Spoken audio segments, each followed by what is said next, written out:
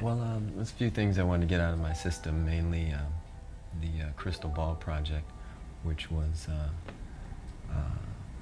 a reissue of a lot of the bootlegs that have been coming out all over the world. I'm probably one of the most bootlegged artists out there. I wanted to clean that up and get the real good mixes out and let people hear what they're really supposed to sound like, if ever given the chance to complete them. I was working with Shaka Khan. I did an album with her, Larry Graham. The best thing you can do is go back and get those mixes again, and fix them up the way you always saw them completed, and then reissue them. Well, I had searched deep within my heart and spirit, and I wanted to make a change and move to a new plateau in my life. And one of the ways in which I did that was to change my name. It sort of divorced me from the past and all the hang-ups that go along with it. I was, as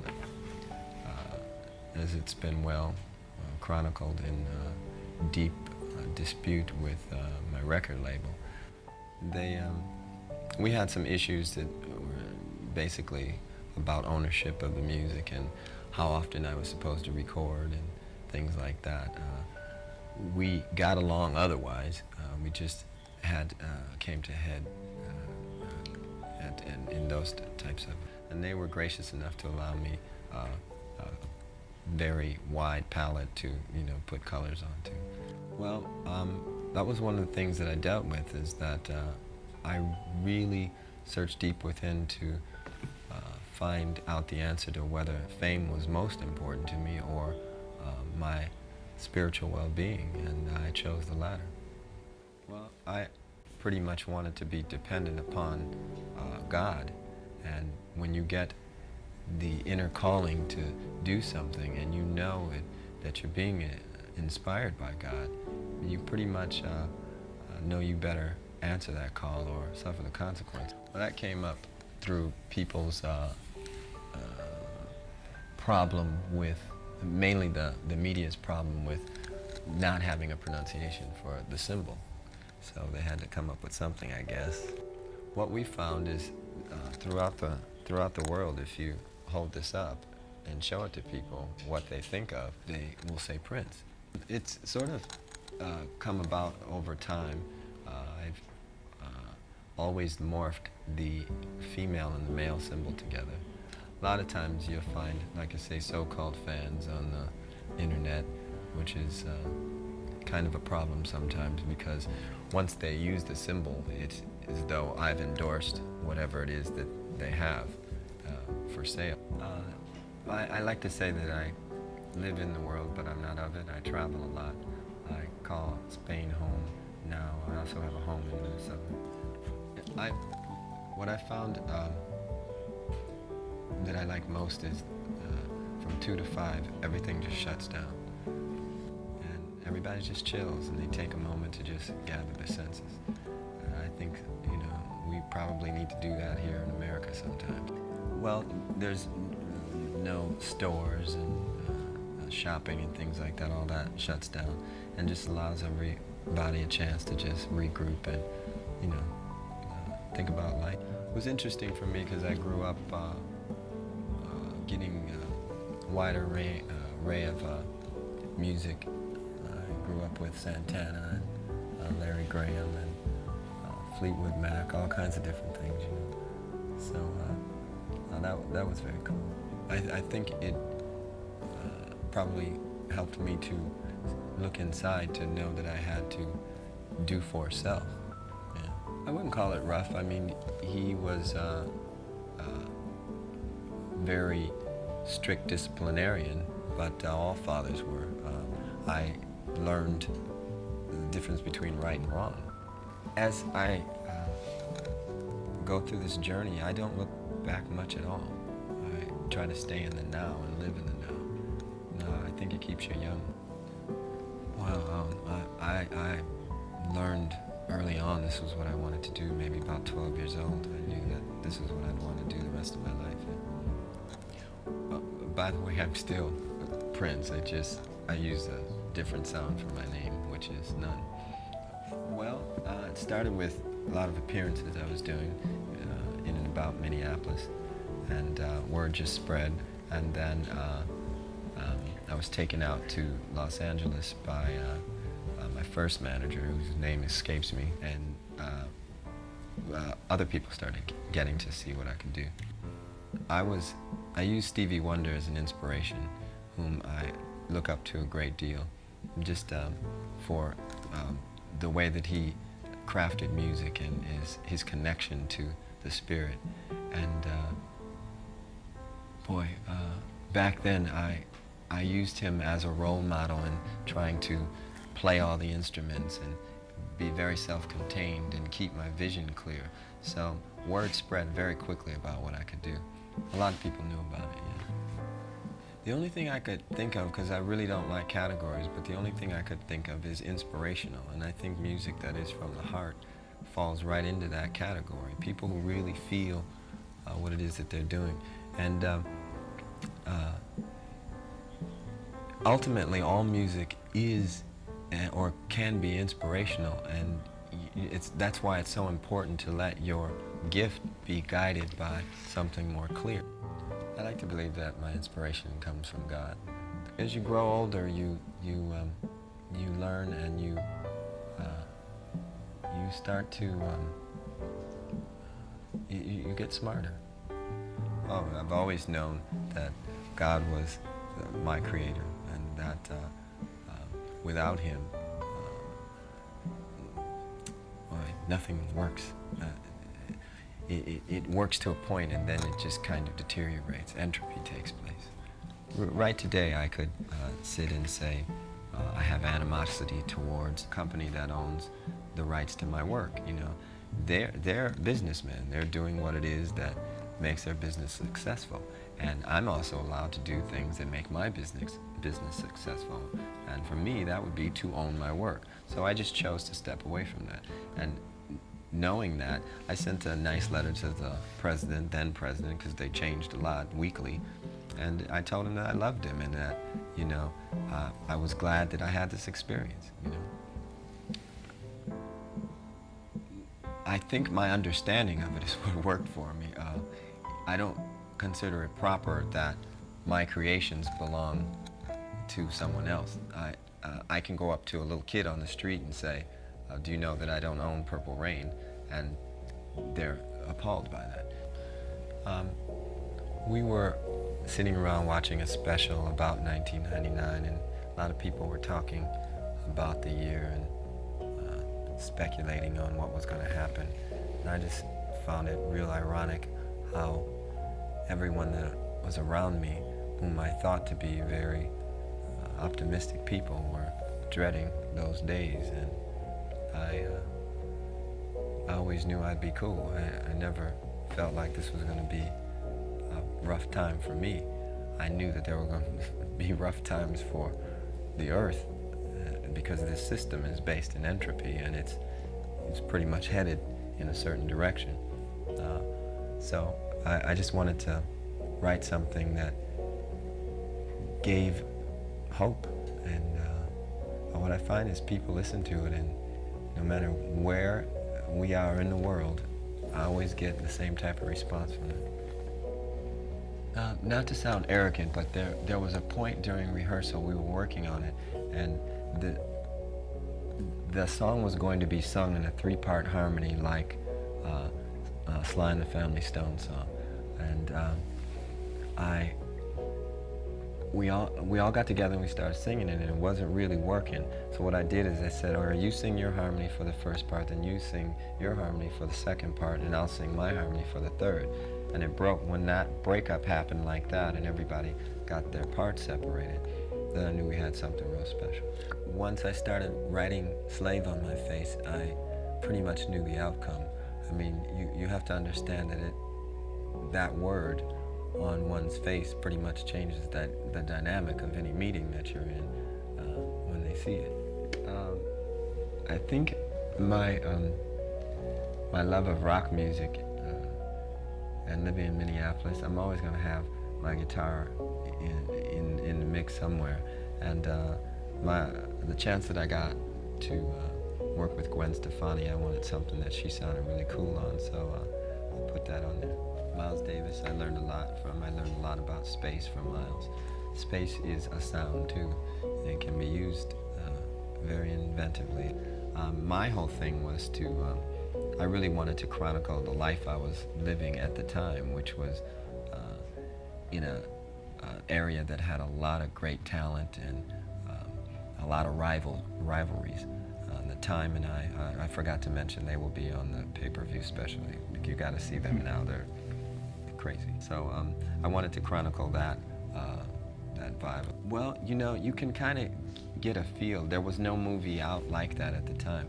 That's what I tend to do in all the things that I do is, you know, the ideal with art and inspiration is to try to let it grow and move forward. If there's stagnation, you can always come with something and cut through the page. Larry calls me baby brother. Maite calls me honey. Let's see, my enemies call me squiggle and, you know, all kinds of crazy. Usually the people I call are people that I'm close to, and they know my voice. I expected it, I think, because there was, like I said, there was nothing out like it at the time, and if only for Morris Day's performance, I thought he was incredible in it. And the music, we were at a very good place musically. Right today, I feel like I could put together something equally as interesting, and it would be as successful if the right people are getting paid. You know, that may sound strange, but this is a business, and when people are involved in it, you have successes, you know, and I understand that, and I knew there would be times where records wouldn't sell as much when I got away from those particular people, but I was cool with that because success pretty much is what you make it to be. Once I do the music, it's a success there. I mean, that's it for me. Now, on the selling tip, for example, if an album goes down the chart, that isn't something I can control. I just did the music. If it's an auditing situation where I don't know how many people are actually tuning in, it's not something I can control. They can actually say anything to me, right? Yeah, probably where all reputations begin. I think the media plays a big part in one's perception of me. Until one sits down and actually talks to me, they can't really know me. I wanted my music, as even now, to speak loudest for me. I don't think that you win anything by fighting. I'm the type of person that likes to look at things for exactly the way they are, and I use my anger with humor. I have a way of being very stern, but I always find the irony in it, and I always make it funny. Well, no one can make you feel anything. You pretty much are going to fall in there if you know, aren't spiritually based. I'm like this. My music is my music. That's pretty much what you come to the party for. If I give you something else, that's me giving you something else. If you seek something else, then there's something inside of you that's lacking, I would think. You know, so I think that personal actually means personal. And I was discussing this with Larry today. We were just discussing the word inspiration and where we think it originated from. Ultimately, you know, if you go back, your father may inspire you, and then that your father, his father inspired him. Yeah, inspiration comes from God. That's the original source. And so to use your gift in a creative fashion, that's the best thing you can do. He's taught me so much about respecting one another, musicians listening to one another, and just the sound of his bass it's undeniable. Mainly I sensed a great deal of negativity and entropy in the music. There's a disintegration going on that we really have to address. Our values have been lessened to a great degree. VH1's been pretty cool. They don't show too much craziness on their channel. But other Viacom channels do. So I think that we should address this as a community as to what it's doing to the culture. People can say all they want to, that there's no reason for these kids to listen to music and then go shoot somebody. But, you know, there's something that's triggering these buttons. It's very obvious when you hear words and lyrics, whether they enlighten or discourage. The truth is that you either are here to enlighten or discourage. Sexuality is very spiritual in nature, and that's a God-given gift too. I'm talking about just plain disintegration, where you're not even speaking the truth anymore. You know, and the violent imagery that's permeated the society and our music now. And the sampling is getting to the point where it's out of hand too. I mean, pretty soon we'll be sampling the sample. This year we have a new record coming out, so and a tour scheduled. So I thought if this was going to be the year, then I wanted to do something special. Then the notion of working with Beyonce came about, and that made it extra special because I'm such a fan. So I think from the beginning, as I was coming into my own persona and understanding of who I was, I never talked down to my audience. And when you don't talk down to your audience, then they can grow with you. And I give them a lot of credit to be able to hang with me this long, because I've gone through a lot of changes. But they've allowed me to grow, and thus we can tackle some serious subjects and try to just be better human beings. A lot of the people that come see us now, their parents listen to real music, real songwriting, real musicianship, and they respect somebody who takes their craft seriously. And I grew up that way, so you know, when we do our shows, I try to have the best musicians I can find with me at that particular time. And like I said, we don't play down to them. We don't, you know, we're just not, it's just not about a party, you know. That's going to be anyway, if it's good. But, you know, you have to challenge them. And I think that's lacking in music today. Music. You know, most of the people that come see us now, they've been to see me umpteen times. And the only pity is when they bring their kids and they're trying to show their kids the experience they had. But I don't know how any of us grow if we just, you know, tread water. The idea is that we keep growing, and like we were saying before, is the fan base I have now, they're so sophisticated, they almost expect me to do the unexpected. And that gives me a lot of room to challenge myself as well as racy. Back when I was quote unquote racy, as you say, I mean, it's pretty light now.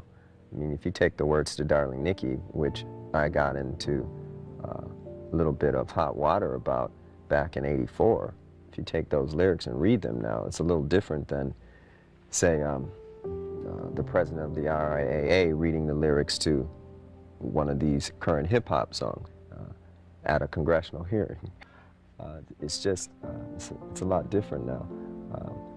Anytime you have to rely on just raciness alone, you know, you can only, put it this way, you're going to get the audience you deserve. You know, when you're 21 years old, you're going to try stuff. When you're 40, it's, you know, you don't want to be pulling out body parts. They will get the audience and the consumer that they deserve. I mean, there's a glut in the industry because of this thinking. You know, it's all bottom line, it's all real quick. The artist turnover rate is really fast, and there's not a lot of substance. You know, there's a lot of these kids don't know how to play music because they didn't learn it. They weren't taught the art and the craft of songwriting, and it is an art. And if you don't respect that, then, you know, we're going to get a lot of these non-events. But there again, it's a situation where, you know, where people, if they want me to go back and do what I used to do. They have to understand that it's my body of work, and I'm trying to put in that body of work things that I haven't done, so that when I finish and I look at all of it, it represents the whole complete pie. That changed a long time ago when it became merely bottom line. You'll see, if you go back and you look at music, you'll see a big change when MTV came into the business. And that's not to say that they're running it, but that sort of mentality is what is king now. It's not about content and substance. You know, hip-hop is very diverse, but if you only focus on one aspect of it, then what you get is this image of Black America that is completely contrary to what actually goes on. You know, I've never seen you in a jogging suit. You know, you fit and trim, but look at how you're dressed. The gatekeepers, they know who they are. We don't need to name names, but rest assured, they aren't musicians. They don't have anything to do with music. If you sit one of them in the room and you ask them, what is it that you do? How did you get this job? A lot of them came from law. A lot of them came from accounting and things like that. They're merchants, basically. And it's not to disrespect them or demean their role in any way, but at the same time, you can't expect them to know who they're signing and sort of gatekeep the music. I'm sort of like a you know, because of some of the stances that I take, people are going to have different viewpoints of me depending upon which side of the fence they're sitting on. You know, like we were talking about the music industry, a merchant would have trouble being called a bean counter, when in fact they know that's true. They'd be hard pressed though to try to sing a song with me. So I don't really care so much what people say about me, because it usually is a reflection of who they are. For example, if people wish I would sound like I used to sound, then it says more about them than it does me. If I change the lyrics to a song, then it begs the question, why do you want me to curse? Why do you want me to talk like other people? Yeah, like if everybody wears the same clothes, then it's, you know, it ain't cool no more. You know, you're trying to be different. One can't be different by being racy today. It's not interesting anymore. See, sexiness was in the mind. It was in your imagination.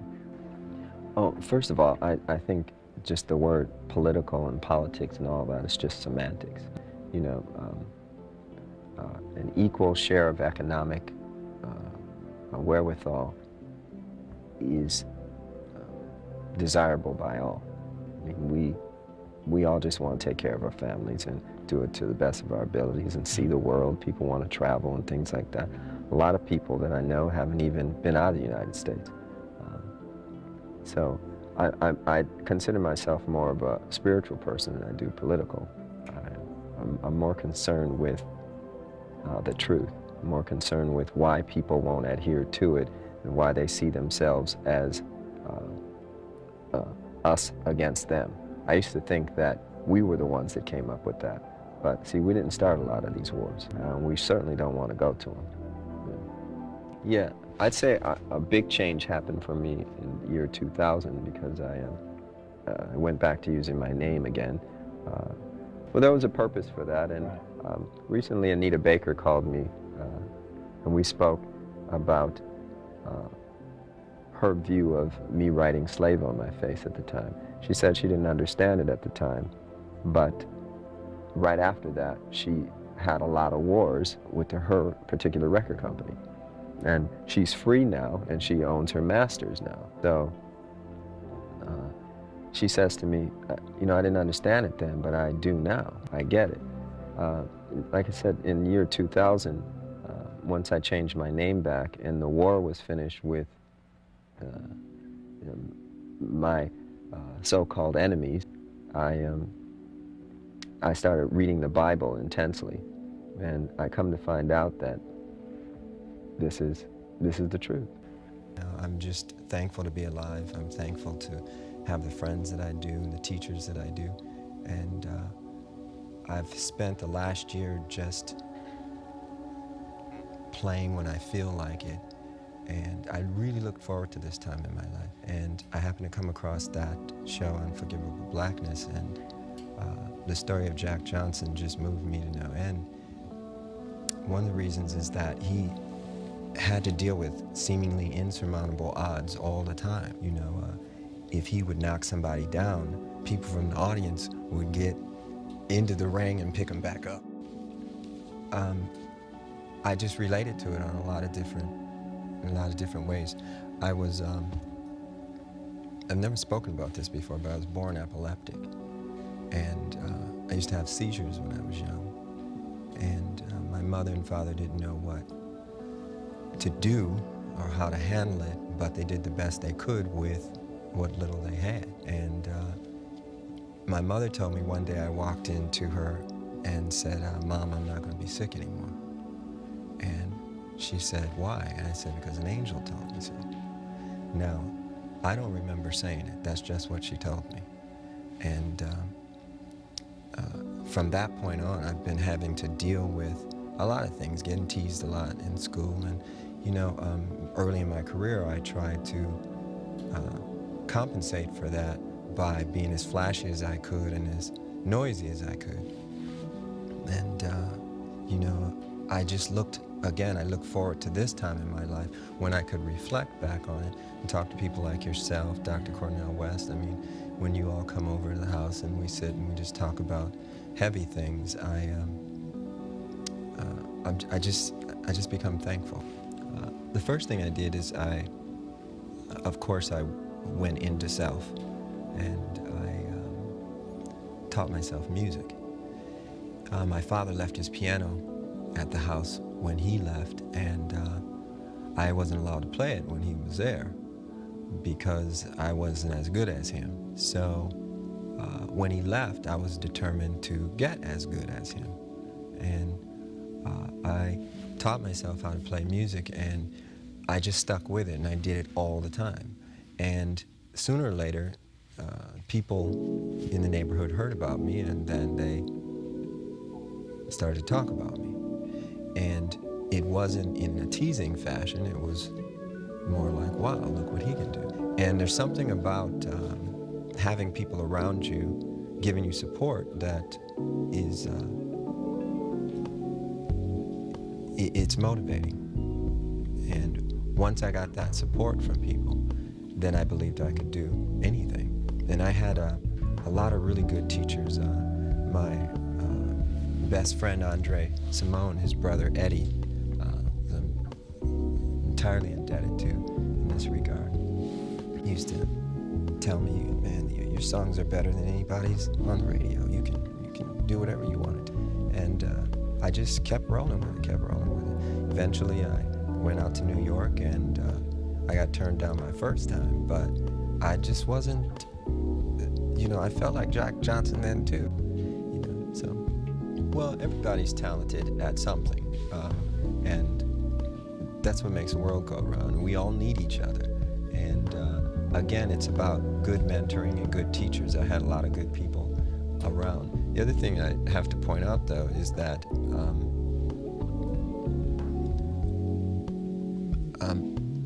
how can I put this? My father was so hard on me. I was never good enough. And there was something about that, it was like almost like the army when it came to music. It's like, that's not even close to, he'd say, it's not even close to what I'm doing. And he'd play again, and I could hear it. John Blackwell, my drummer, he's the same way. His father taught him the same way. We learn like that. We learn from being shown. It doesn't come from books and just reading it. We need to be shown. It's just, having really good teachers and a bar that's so high, you know, Tiger Woods, I mean, we can go on and on and on.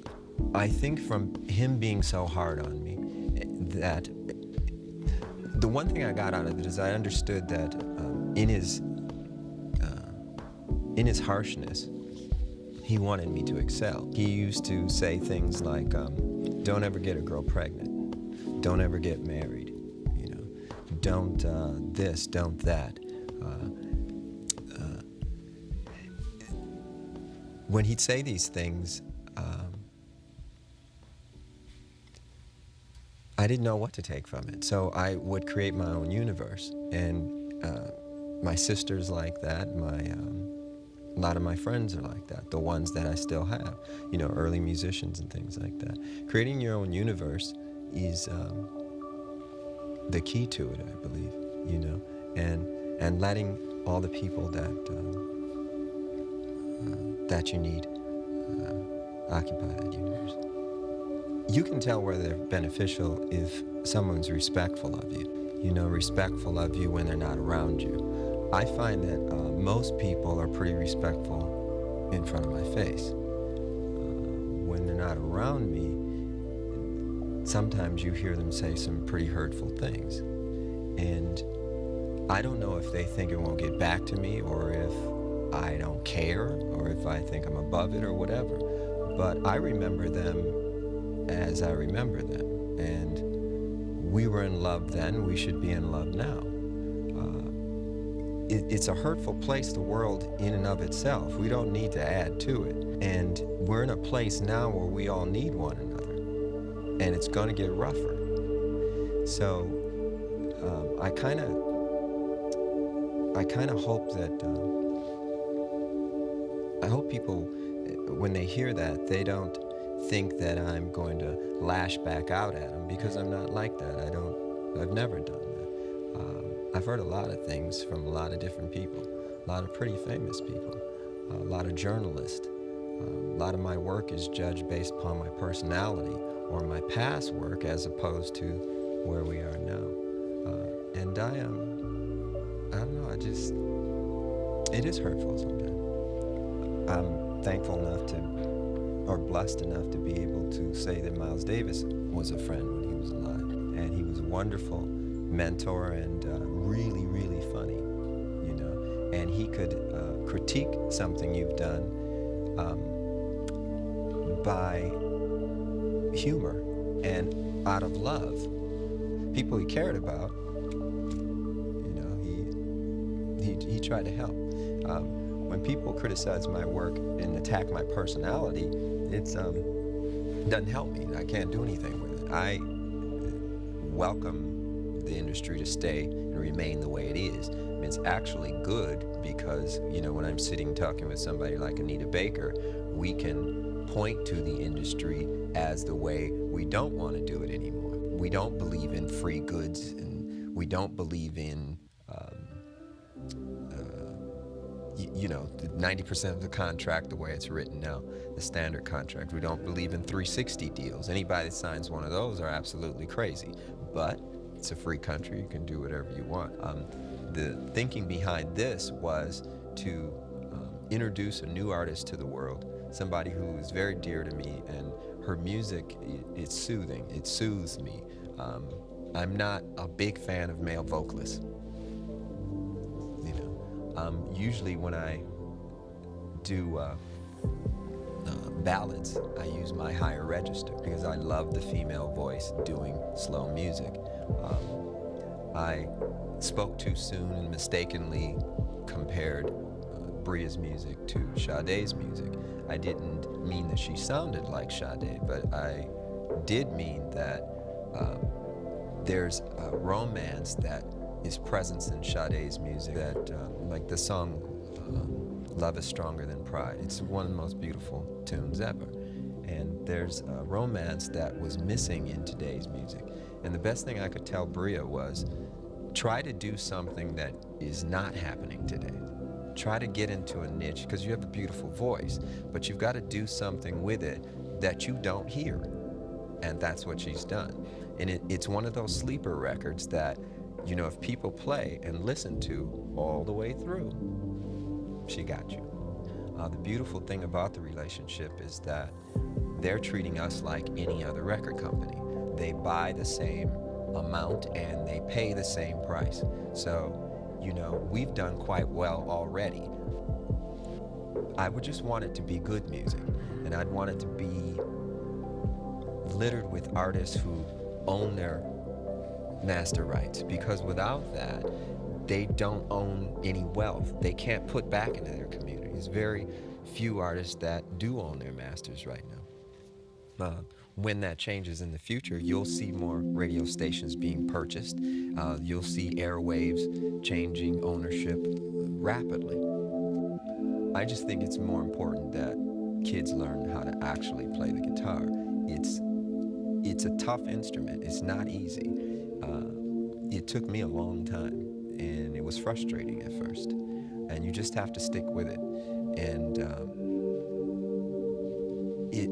it's cool for people who don't have time to learn the chords or ain't interested in it, but to play music is one of the greatest things. To create something from nothing is one of the greatest feelings, and I wish it upon everybody. It's heaven. She says that she met me first, and that's what she told me. I say that I met her first. I will say this, that Morris Hayes is very instrumental. He's my keyboard player. He's very instrumental in us actually coming together. And once we got together, we clicked. It was pretty easy. And the most interesting thing about her is how rapidly she picked up understanding of Scripture. Because I pretty much talk about that with everybody I know, because it informs my life so much now. The other thing is that she's really funny, and she likes to laugh. I think they are vicariously living through these image changes. You know, at the heart of the matter, though, is the music. You know, I am a musician. I don't sample. When you can sit and play I Want to Take You Higher for 45 minutes with the man who was in the studio when it was recorded, Larry Graham, I mean, why you want to sample something? As we approach 1999, I've just been doing a lot of thinking about how people of color have been left out of the space program. They don't really see us in Pleasantville. And I think a lot about something that is going to unite us all. We have to find out what that is, because, you know, if Jesus came down here, we'd probably not recognize him. And I think it's important that we all unite for something now.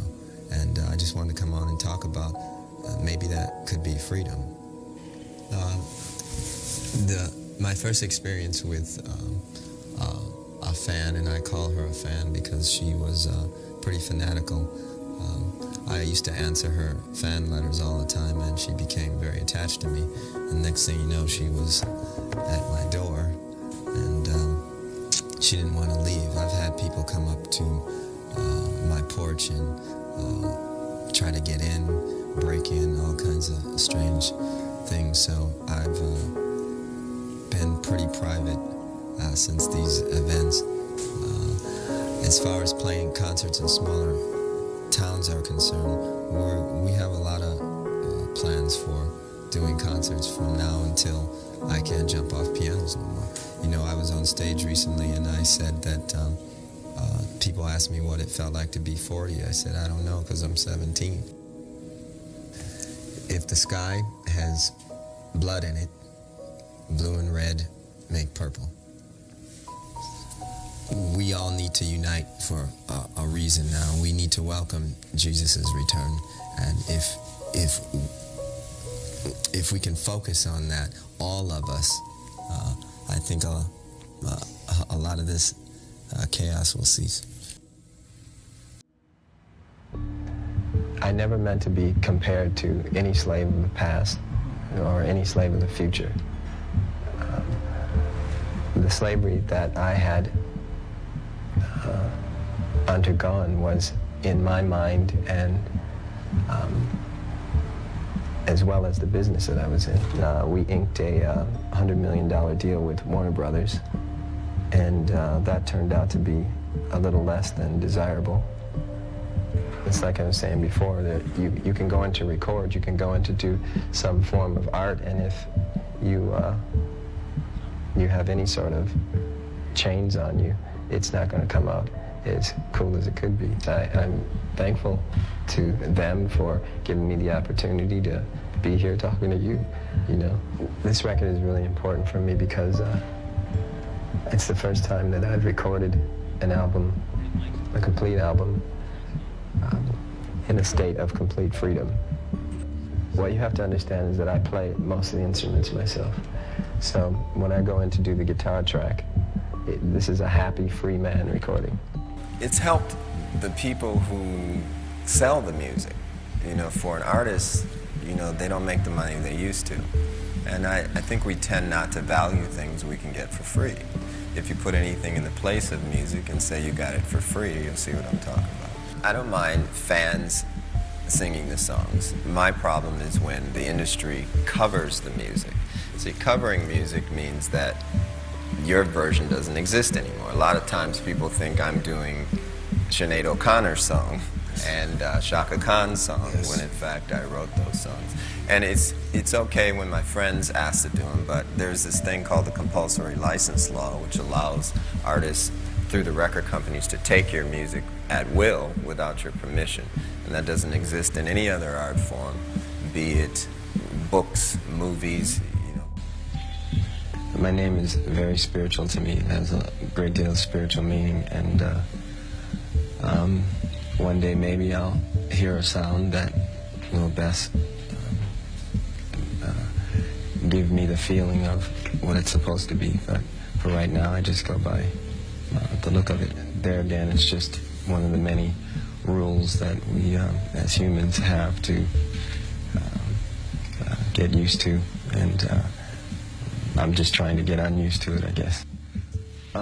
Well, originally, before we even started working on the music, we had the blueprint of 3 CDs, 36 songs, 12 songs each, and every CD to the frame we wanted to be an hour. Now, that was the challenge I set for myself so that I could do something that I'd never done before, and also blow everybody away. I wanted them to be widespread and have a lot of diversity. And that's what I think is the coolest part of the whole package, is that there's something for everybody. It's a 2 to 3 year project. It's going to go up and down the charts for a long time. There's at least 18 singles on it, and it's also an expensive package. So in essence, we pretty much, I've made my money off of it already. Now, the wonderful thing is that to promote it, we're going to do a lot of benefit concerts in January for the Love for One Another charities, and then emancipation will then mean that, you know, Billboard and the charts and all that. The SoundScan is interesting in as much as that it reads for some stores and other stores it does not. So when you go into work, there are so many things you have to take into consideration when you're doing songs for an album. One thing that was very restricting, I found, is the simple fact that you have to record an album, and there's a schedule involved in all of that. So now I record in complete freedom, and it's I think you can hear it in this album. It's quite joyous and uplifting. I've always felt I had a closeness with my spiritual creator, but she's just taught me a new language, I suppose.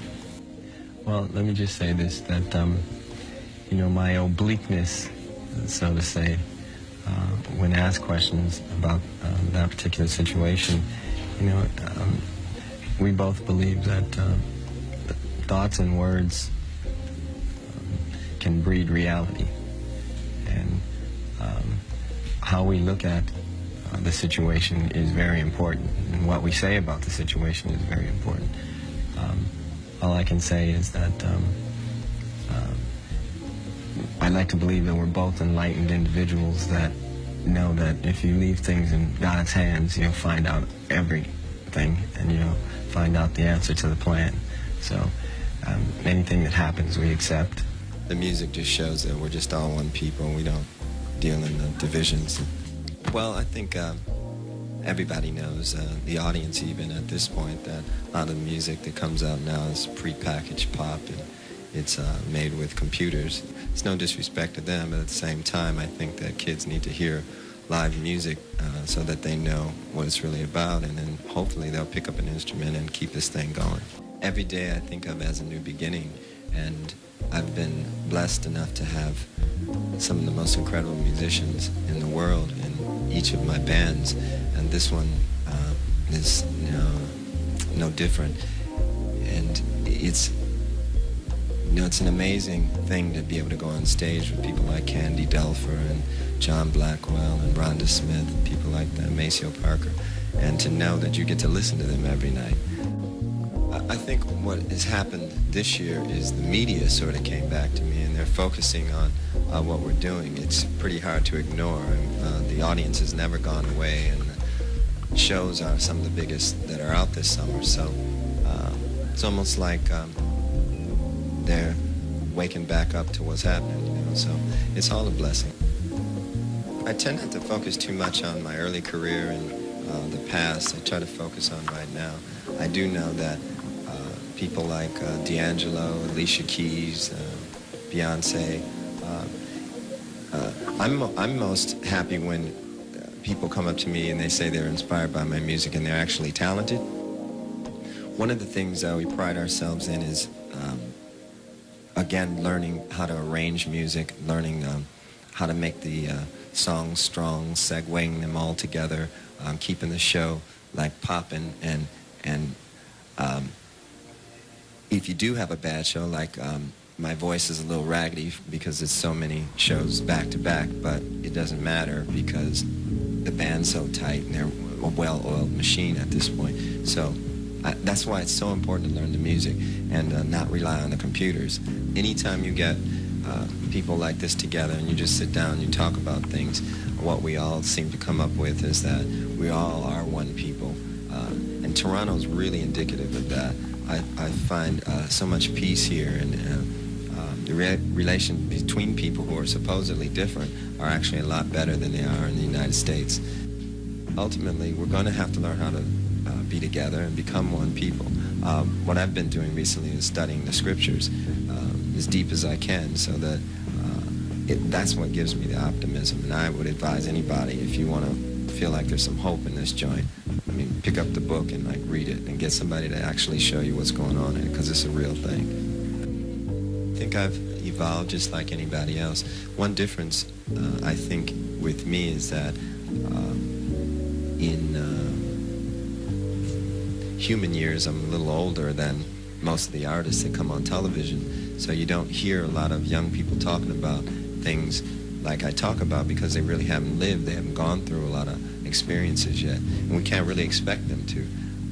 That's why it's important that the media open up the doors a little bit and get some elders up in here. Let's talk about all this. We can't. It's just not all a party. Alcoholism and promiscuity. I think we're just all in evolution. We're going to just keep learning things as we go along. We're here to teach one another. So, I'm going to speak about it. I hope others do too. We actually have a few vaults now because I record so much. Sometimes I'll pull something out of there and use for a record that I'm working on if it fits, but very rarely, because we work on new music all the time. I'm always writing, and once again, playing with such wonderful musicians, they're such an inspiration. You can't stop trying new things out, so it's a joy. The band members come to me usually through other band members. We're just kind of, I guess, it's like nepotism. Someone will introduce me to this person. They'll be in the band for a while. They'll say, if you ever need such and such. Like Renato Neto is an amazing keyboardist. He came to me through Rhonda. And Candy, I met her in very strange circumstances. She could better tell you that than I could. But Maceo, it was just a dream to play with him. I always wanted to. And we were just thinking the other day that what a blessing. I'm the one that gets to cue in his solos. It's like, wow. If you ask anybody, anybody in this room, if they had their way, how they would reshape their life and the world, they could give you a wonderful scenario. So the idea is to just try to live that, and that's what I try to do. In Charge. This one actually was influenced by the musicians that are on it, the new power generation. I change musicians every 2-3 years or so. This will probably be the last band that I have for a while. I'm going to do some solo work after this. I like the interaction between fans, the direct line. Friends, I don't like to call them fans, that's short for fanatic. We're musicians, we don't need to function as a record company. The new power generation is about ownership of the master, or else you're a slave.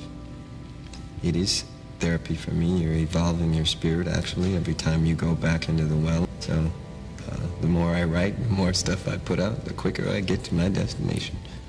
We came here not knowing that we were going to die. Somebody told us that. And if we never knew we were going to die, we wouldn't celebrate a birthday, because we... Larry Graham, Shaka Khan, we helped her with. She's a hard boss, but I like working for her. I got my first band and started getting payment and Snicker bars.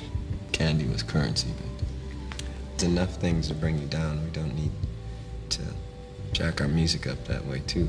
I mean, there's still a way to get anger and even hate across sometimes in music, but you have to resolve it. You have to show that it's useless to hold these ideas.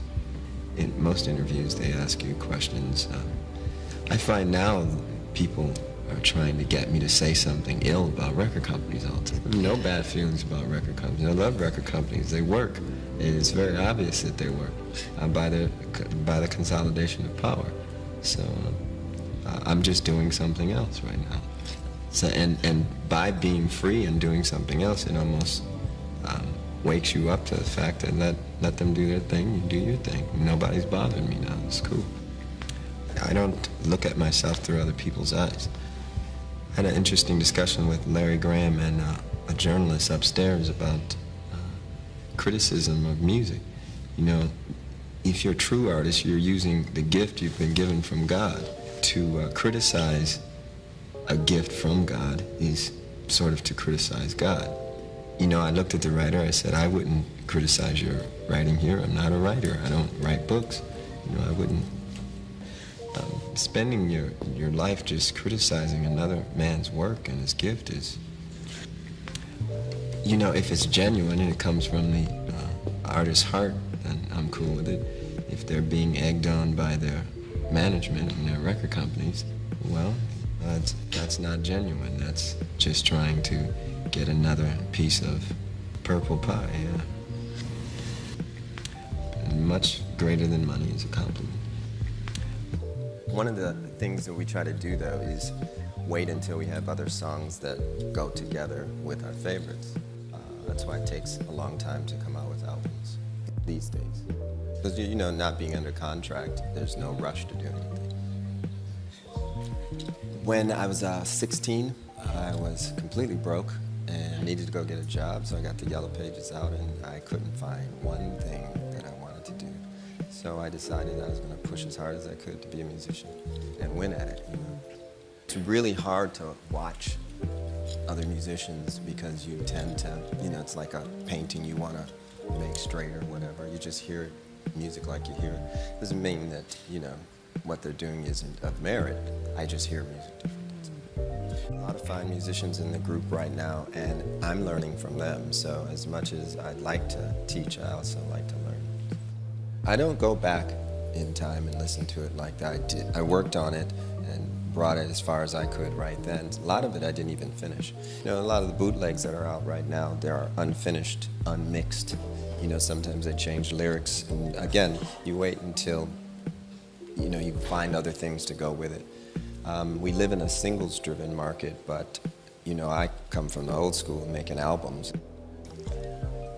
It's a double-edged sword, you know. A lot of artists aren't getting paid full scale for their art, And the internet, because of downloading and things like that, is kind of like a black hole.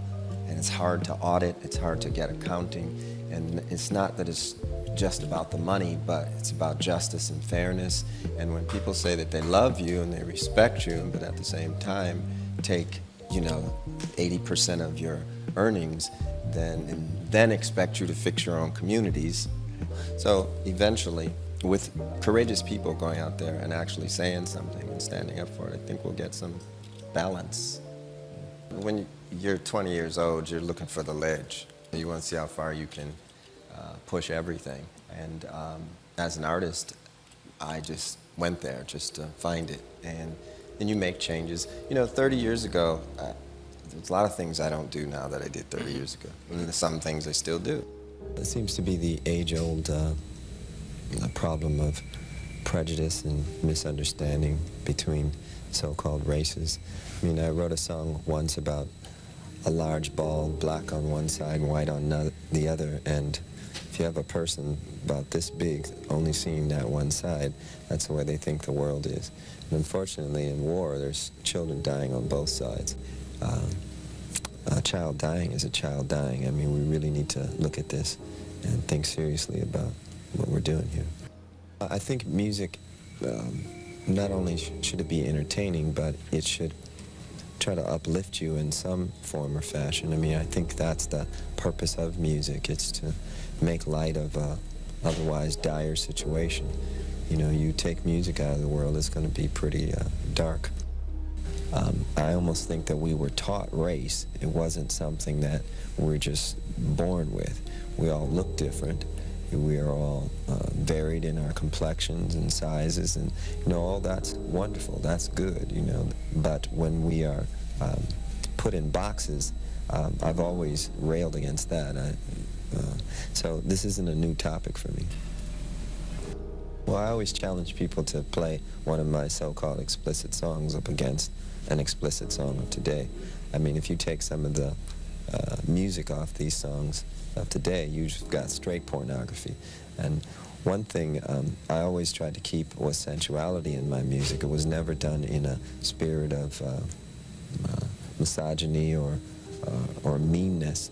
Female musicians, I think, tend to listen better, and they don't let their ego get in the way of music.